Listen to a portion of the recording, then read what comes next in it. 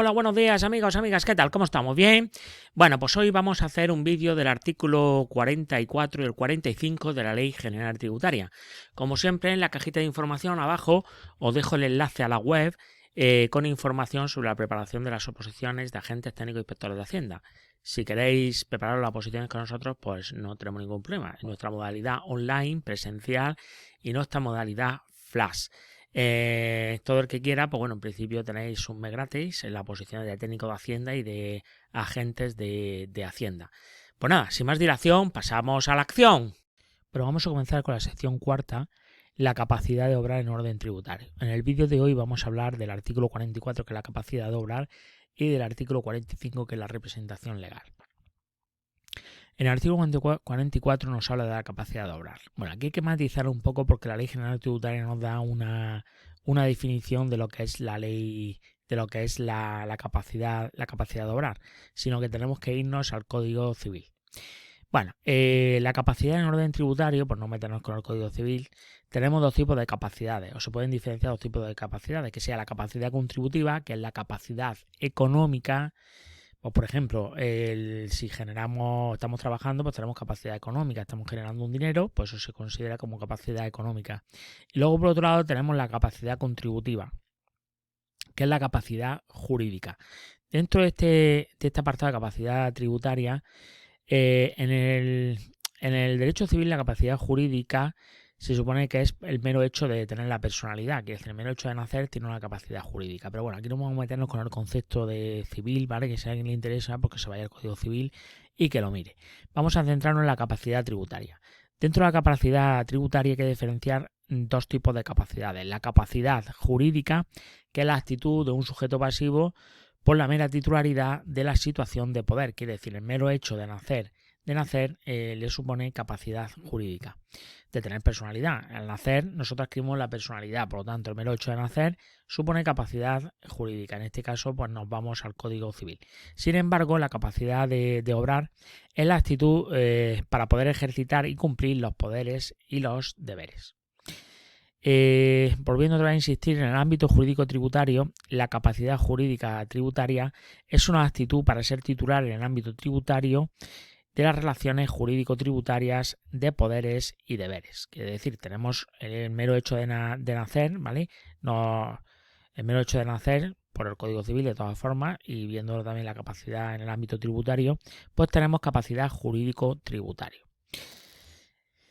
Por otro lado, la capacidad de obrar tributaria, que es la que nos define aquí en el artículo 44. Es la aptitud para poder y ejercitar y cumplir esos derechos y deberes que nos da la capacidad jurídica o el mero hecho de ser personas jurídicas y tener relaciones jurídico-tributarias. Pues una vez hecha esta introducción, nos vamos a la capacidad de obrar. Según el artículo 44, dice: tendrán capacidad de obrar en el orden tributario, además de las personas que la obtengan conforme a derecho, o sea, que nos tenemos que ir al Código Civil, digamos, los menores de edad y los incapacitados en las relaciones tributarias derivadas de actividades cuyo ejercicio les esté permitido por el ordenamiento jurídico y sin asistencia de la persona que ejerza la patria potestad, tutela, curatela o defensa judicial.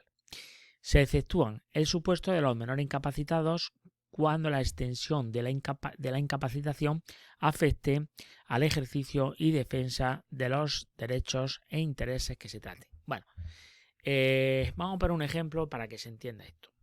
Por ejemplo, está claro que un mayor de edad, una persona mayor de 18 años, pues bueno, tiene capacidad de obrar en orden tributario. Sin embargo, ¿qué ocurre con una persona que tiene 15 años y resulta que es modelo y le están pagando una renta? Pues a esa persona, aunque tenga 15 años, es menor de edad, también le están pagando una renta, porque resulta que ha salido, bueno, pues elegante el chico, con percha y tal, y bueno, y está pasándose por las pasarelas y le pagan dinero.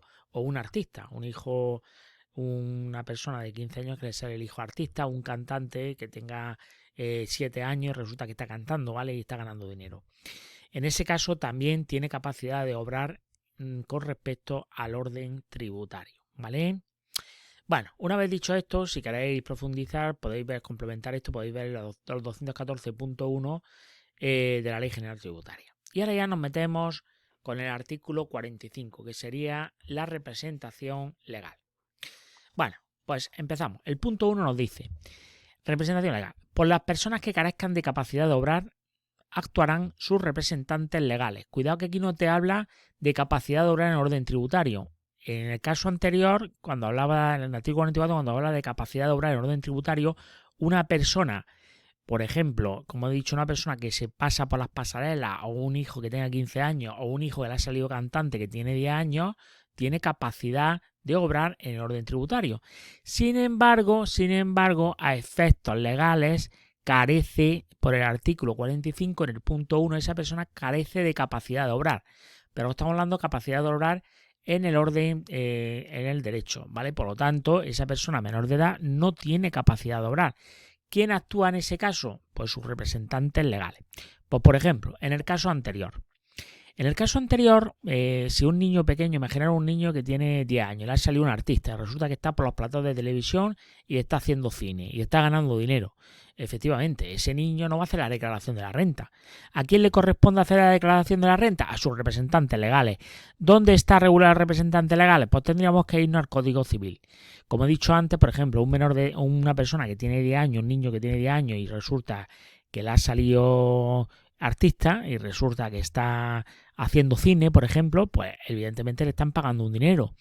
Pues por ese dinero que le paga tiene que declararlo. ¿Quién declara en ese caso? Su representante legal. ¿Quién es su representante legal? El padre. Pero, ojito con esto, el padre, el sujeto pasivo no es el padre, el sujeto pasivo es el hijo. Quiere decir que si el padre, por ejemplo, en esas rentas que recibe el hijo, que tiene 10 años, que es un artista, resulta que está haciendo cine, ¿vale? Si el padre no hace la declaración, ¿vale?, del hijo, el padre se convierte en responsable solidario por el artículo 42.1a, que lo hemos visto en los vídeos anteriores, ¿vale? Ojito con esto, ¿vale? Por lo tanto, aquí el derecho privado tiene un papel bastante importante como supletorio al derecho tributario, que en este caso se le aplica el Código Civil. Entramos con el punto 2.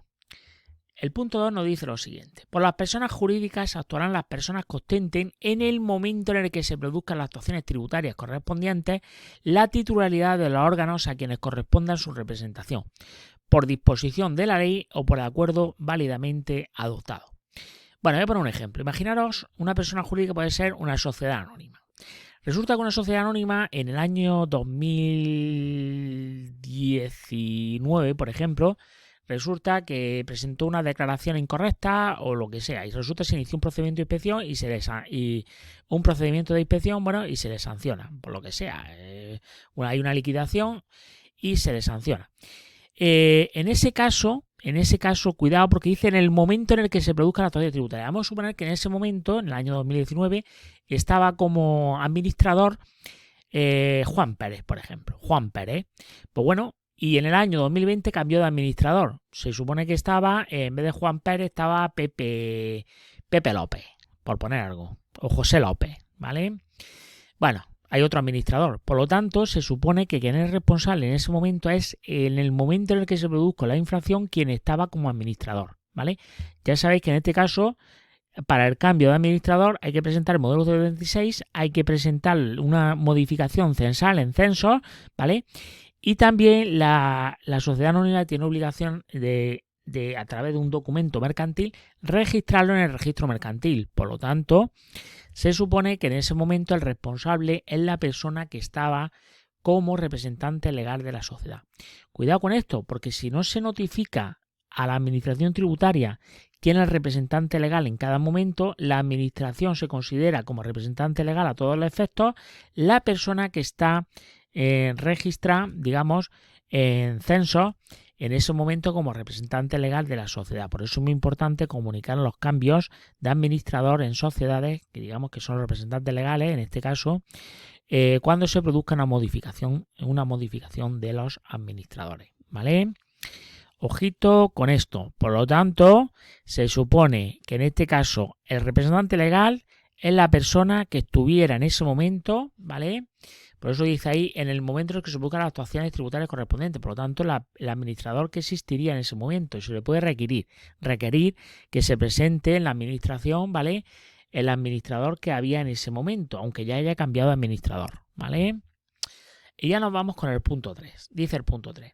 Por los entes a los que se refiere el apartado 35.4 de esta ley. Ya sabéis que los entes pueden ser por herencia adyacentes, comunidad de bienes, entre otras. Ya sabéis que la herencia adyacente normalmente no tiene, o sea, las personas, los entes del artículo 35.4 no tienen personalidad jurídica. Pues según dice, actuará en representación el que la ostente, siempre que resulta acreditada de forma fehaciente. Se supone que también hay que presentarlo a través de censos, a través del acta censal. Se supone que se notifica quién es el representante de esa comunidad de bienes, por ejemplo, ¿vale?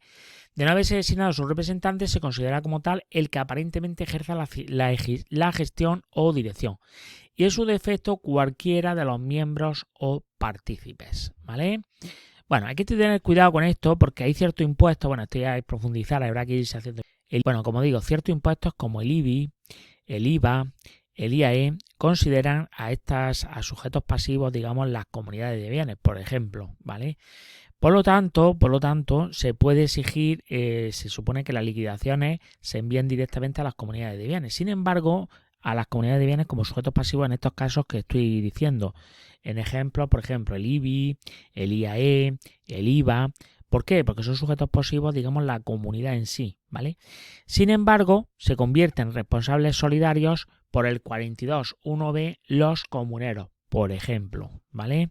Bueno, pues hasta aquí nuestro vídeo de hoy. Espero haber aportado valor y seguimos en los siguientes vídeos. Chao.